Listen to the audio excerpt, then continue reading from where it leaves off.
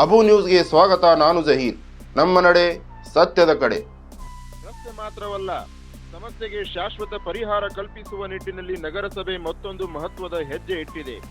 Bus ನಿಲ್ದಾಣದ ಸಮೀಪ ರಸ್ತೆ ದುರಸ್ತಿ ಕಾಮಗಾರಿಯ ಜೊತೆಗೆ ರೋಗಿಗಳು, ಸಾರ್ವಜನಿಕರು ಹಾಗೂ ತುರ್ತು ಸಂದರ್ಭದಲ್ಲಿ ಸಂಚರಿಸುವ ಆಂಬ್ಯುಲೆನ್ಸ್ಗಳಿಗೆ ಯಾವುದೇ ರೀತಿಯ ತೊಂದರೆ ಆಗಬಾರದು ಎಂಬ ಉದ್ದೇಶದಿಂದ ಚರಂಡಿ ಮೇಲಿದ್ದ ಗೂಡಂಗಡಿಗಳನ್ನು ತೆರವುಗೊಳಿಸಿ ನೀರು ಸರಾಗವಾಗಿ ಹರಿಯುವಂತೆ ಚರಂಡಿ ಸ್ವಚ್ಛತಾ ಕಾರ್ಯವನ್ನು ನಗರಸಭೆ ಭರದಿಂದ ಕೈಗೊಂಡಿದೆ. ನಗರಸಭೆಯ ಈ ತ್ವರಿತ ಹಾಗೂ ಜನಪರ ಕ್ರಮಕ್ಕೆ ಸಾರ್ವಜನಿಕರು ವ್ಯಾಪಕ ಮೆಚ್ಚುಗೆ ವ್ಯಕ್ತಪಡಿಸಿದ್ದಾರೆ.